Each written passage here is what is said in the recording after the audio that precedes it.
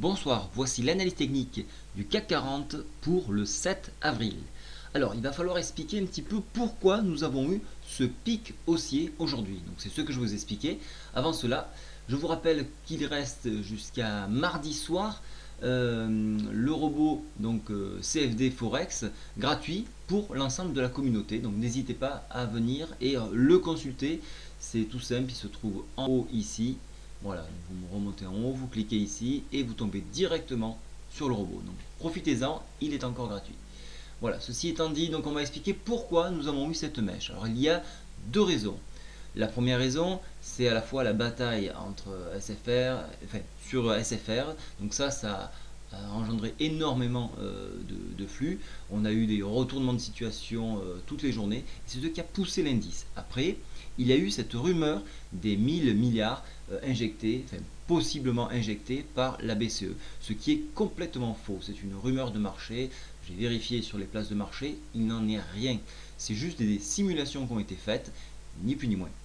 Maintenant, qu'est-ce qui... Alors donc, on voit la force des bears qui ont tout de suite réagi lorsque la rumeur a lâché, bien évidemment.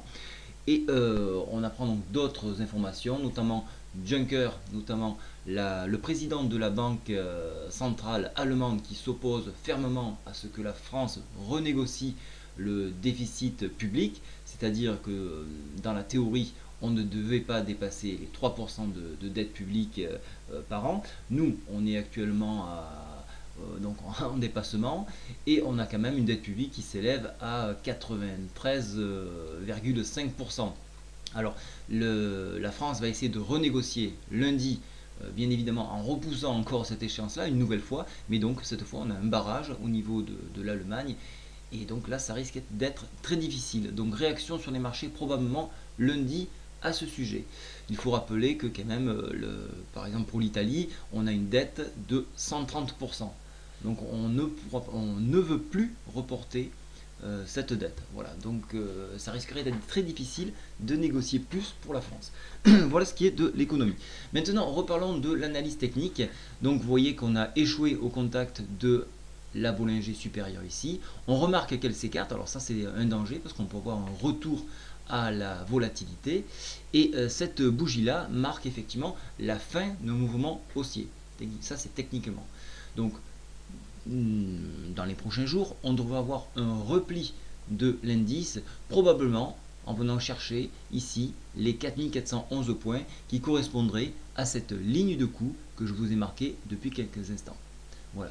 Donc les barrages ici, je me suis servi à la baisse, celui-ci également. Donc je commence à charger mon portefeuille de façon à, et bien sûr le décharger de façon à retrouver une ligne convenable mais raisonnable et de pouvoir mieux travailler les lignes. Donc l'idée c'est donc en cas de repli, alléger son portefeuille pour au cas où si ça remonte, pourquoi pas recharger et ainsi de suite, faire travailler ces lignes.